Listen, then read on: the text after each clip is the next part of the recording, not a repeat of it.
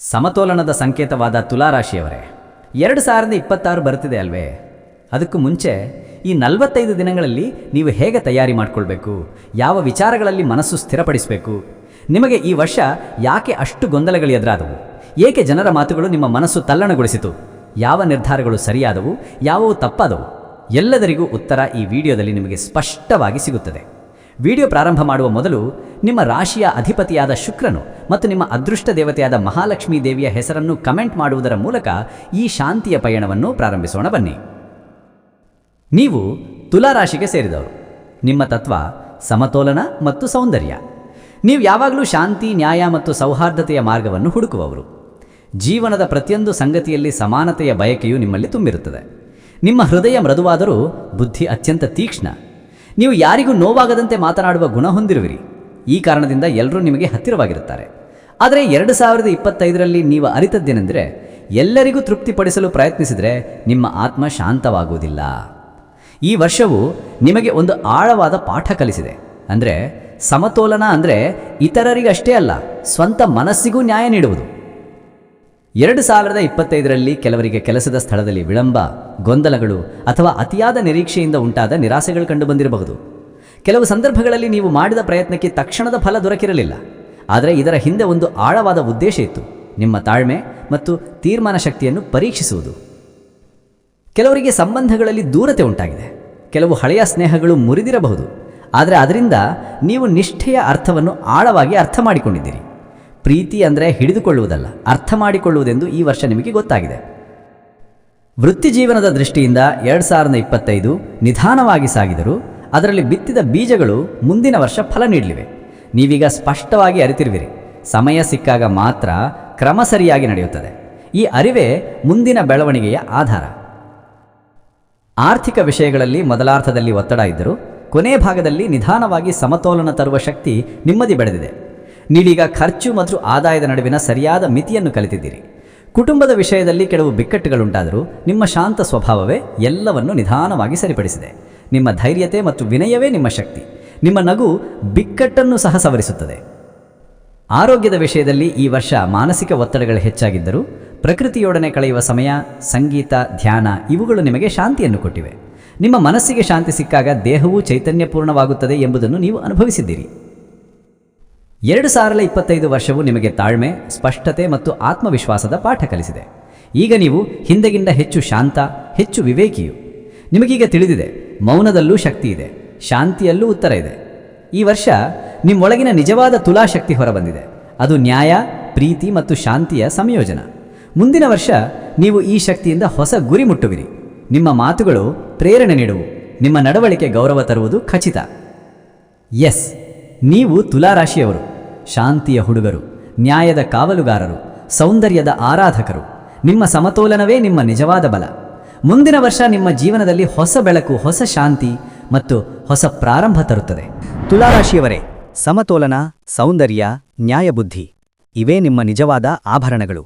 ಜೀವನದಲ್ಲಿ ಎಲ್ಲೆಡೆ ಸಮಾಧಾನ ಮತ್ತು ಶಾಂತಿ ಬೇಕೆಂಬ ಆಸೆ ನಿಮ್ಮ ಹೃದಯದಲ್ಲೇ ಬೆಳೆದಿದೆ. ಆದರೆ ಈಗ 2026 ಇಸ್ವಿ ಬರಲು ಉಳಿದಿರುವ ಈ 45 ದಿನಗಳು ಸಮತೋಲನವನ್ನು ಕಾಪಾಡಿಕೊಳ್ಳುವ ಹಾಗೂ ಹೊಸ ಶಕ್ತಿ ಸಂಗ್ರಹಿಸುವ ಅವಧಿ.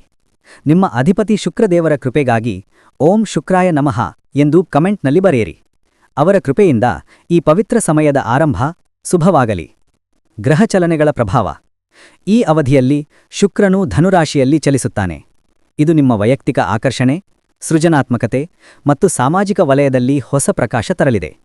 ಶನಿ ಪಂಚಮ ಸ್ಥಾನದಿಂದ ನಿಮ್ಮ ಶ್ರಮ ಮತ್ತು ನಿರ್ಧಾರವನ್ನು ಪರೀಕ್ಷಿಸುತ್ತಿದ್ದರೆ, ಗುರು ಅಷ್ಟಮ ಸ್ಥಾನದಿಂದ ಅಂತರಂಗದ ಬೆಳವಣಿಗೆಗೆ ದಾರಿ ತೆಗೆಯುತ್ತಾನೆ. ಮಂಗಳನ ಚಲನೆ ಧನ ಸಂಬಂಧಿತ ನಿರ್ಧಾರಗಳಲ್ಲಿ ಉತ್ಸಾಹ ಹೆಚ್ಚಿಸುತ್ತದೆ, ಆದರೆ ತುರ್ತು ಖರ್ಚಿನ ಪ್ರೇರಣೆಯೂ ತರುತ್ತದೆ.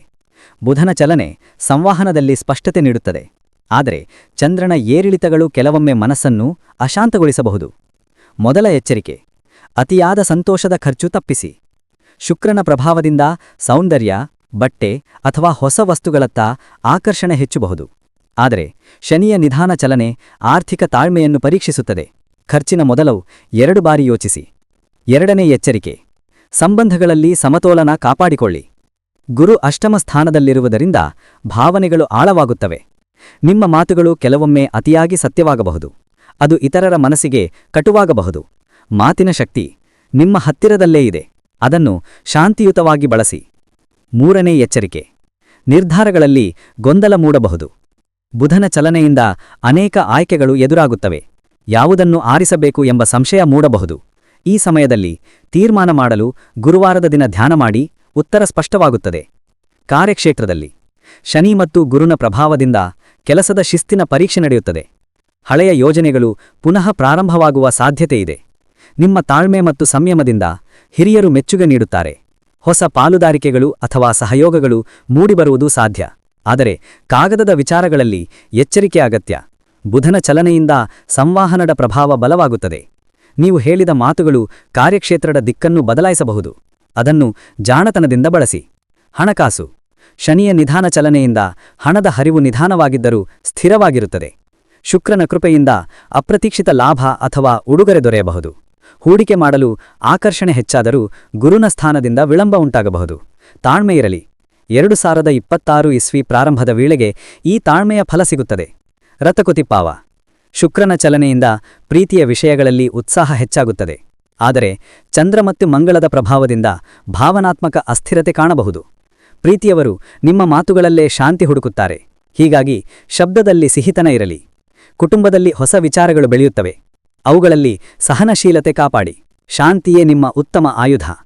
ಆರೋಗ್ಯ ಶನಿ ಮತ್ತು ಚಂದ್ರನ ಪ್ರಭಾವದಿಂದ ಶರೀರದಲ್ಲಿ ಸ್ವಲ್ಪ ಆಲಸ್ಯ ಅಥವಾ ನಿದ್ರೆ ಕೊರತೆ ಕಾಣಬಹುದು. ಹೃದಯ ಮತ್ತು ಚರ್ಮಕ್ಕೆ ಸಂಬಂಧಿಸಿದ ಸಮಸ್ಯೆಗಳಿಗೆ ಜಾಗ್ರತೆ ಅಗತ್ಯ. ಬೆಳಿಗ್ಗೆ ತುಳಸಿ ಚಹಾ ಸೇವನೆ ಹಾಗೂ ಹಸಿರು ತರಕಾರಿಗಳ ಸೇವನೆ ದೇಹಕ್ಕೆ ತಾಜಿತನ ನೀಡುತ್ತದೆ. ಪ್ರತಿದಿನ ಬೆಳಿಗ್ಗೆ 5 ನಿಮಿಷ ಪ್ರಾಣಾಯಾಮ ಮಾಡಿದರೆ ಮನಸ್ಸು ಶಾಂತವಾಗುತ್ತದೆ. ಆಧ್ಯಾತ್ಮಿಕವಾಗಿ ಶುಕ್ರದೇವರ ಕೃಪೆ ಆಂತರಿಕ ಶಾಂತಿ ಮತ್ತು ಭಾವನಾತ್ಮಕ ಸಮತೋಲನ ನೀಡುತ್ತದೆ. ಈ 45 ದಿನಗಳಲ್ಲಿ ಲಕ್ಷ್ಮೀ ಅಷ್ಟಕ ಸ್ತೋತ್ರ ಪಠಣ ಅತ್ಯಂತ ಶುಭಕರ. ಶುಕ್ರವಾರದ ದಿನ ತುಳಸಿ ಅಥವಾ ಹಸಿರು ಹೂವಿನ ದಾನ ಮಾಡಿದರೆ ಮನಸ್ಸಿಗೆ ತೃಪ್ತಿ ದೊರೆಯುತ್ತದೆ. ಸಂಗೀತ, ಧ್ಯಾನ ಅಥವಾ ನೃತ್ಯದಲ್ಲಿ ತೊಡಗಿಸಿಕೊಂಡರೆ ಆತ್ಮಶಾಂತಿ ಹೆಚ್ಚಾಗುತ್ತದೆ. ಮನಸ್ಸಿನ ಮಟ್ಟದಲ್ಲಿ ತುಲಾರಾಶಿಯವರು ಎಲ್ಲರ ಮನಸ್ಸು ಗೆಲ್ಲುವ ಗುಣ ಹೊಂದಿರುವವರು. ಆದರೆ ಈ ಅವಧಿಯಲ್ಲಿ ನಿಮ್ಮ ಒಳಗಿನ ಶಾಂತಿಯನ್ನು ಕಾಪಾಡಿಕೊಳ್ಳುವುದು ಅತ್ಯಂತ ಮುಖ್ಯ. ಹಳೆಯ ವಿಚಾರಗಳನ್ನು ಬಿಡಿ. ಹೊಸ ದೃಷ್ಟಿಕೋನದಿಂದ ಜೀವನವನ್ನು ನೋಡಿ. ಪುಸ್ತಕ ಓದುವುದು ಅಥವಾ ಪ್ರಕೃತಿಯಲ್ಲಿ ಸಮಯ ಕಳೆಯುವುದು ಮನಸ್ಸಿಗೆ ಶಕ್ತಿ ನೀಡುತ್ತದೆ. ಪ್ರಮುಖ ತಯಾರಿ 2026 ಇಸ್ವಿಯ ಮೊದಲ 3 ತಿಂಗಳಲ್ಲಿ ಸಾಧಿಸಬೇಕಾದ ಗುರಿಗಳನ್ನು ಈಗಲೇ ಬರೆಯಿರಿ. ಶುಕ್ರನ ಕೃತಿಯಿಂದ ಹೊಸ ಯೋಜನೆಗಳಿಗೆ ಆಕರ್ಷಣೆ ಬರುತ್ತದೆ. ಆದರೆ ಅವುಗಳಿಗೆ ಶಿಸ್ತಿನ ಯೋಜನೆ ಅಗತ್ಯ. ಈ 45 ದಿನಗಳಲ್ಲಿ ನಿಮ್ಮ ಗುರಿ ಸ್ಪಷ್ಟವಾದರೆ ಹೊಸ ವರ್ಷದಲ್ಲಿ ಯಶಸ್ಸು ಖಚಿತ. ಫಲಗಳು ಹಳೆಯ ಕಲಹಗಳು ನಿವಾರಣೆಯಾಗುತ್ತವೆ.